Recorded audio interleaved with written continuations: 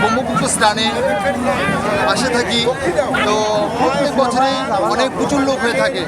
তো আজকে আমাদের এই ব্রহ্মপুত্র স্নানে এবারে এসে লোকজন খুব কম।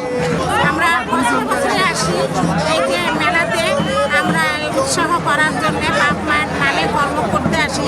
ভালোই লাগে অবশ্য। আর এবার দেখতেছি মোটামুটি লোক সংখ্যা কম, আর একবার বছরে বেশি হয়।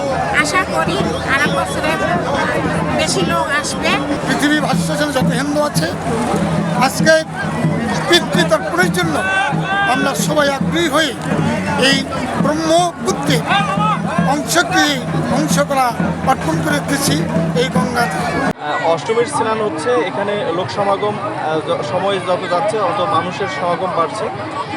প্রতি বছর এখানে হয়, এজন্য এখানে প্রশাসন যতটা ভূমিকা রাখে, স্থানীয় মানুষরা আমরা এখানে যারা আছি, আমরা এই চিলমারিতে আমরা যারা স্বেচ্ছাসেবী সংগঠনগুলো চালাই, যারা স্বেচ্ছাসেবী কাজগুলো করি, আমরা সবসময় এখানে তৎপর রয়েছি যে আসলে যে যদি কোনো অনাকাঙ্ক্ষিত কোনো ঘটনা যাতে না ঘটে, এবং এখানে যদি কোনো দুর্ঘটনা হয় সঙ্গে সঙ্গে যাতে স্বেচ্ছাসেবক হিসেবে আমরা সেই ভূমিকাটা রাখতে পারি।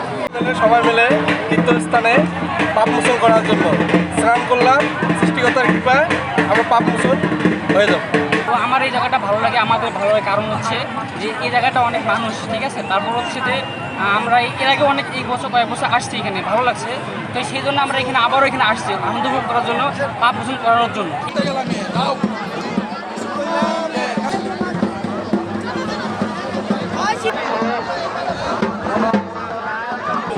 আমার ছেলে মেয়ে, আমার ভাগ্নি, আমাদের এটা প্রতি বছর এটা পূর্ণ স্নান। হ্যাঁ, প্রতি বছর এখানে ময়মনসিংহ শহরে এই ব্রহ্মপুত্র নদীটা অনুষ্ঠিত হয়। আমরা প্রতি বছরই আসি, আগামীতেও আসবো এরকম আশা। এবং এখানে আসে আমরা মনে করি আমাদের যাদের পাপ মোচন হয়, হ্যাঁ, সেই উপলক্ষে এখানে আমরা একটা পূর্ণ তিথি স্নান করা হয়।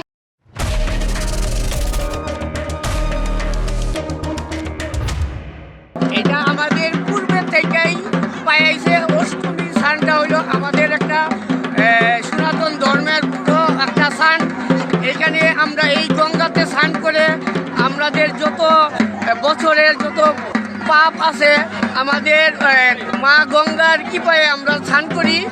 আমরা এটা বিশ্বাস করি আমাদের সারা বছরের যা আমাদের পাপ আছে, গঙ্গা মা আমাদেরকে এই পাপ গ্রহণ করে।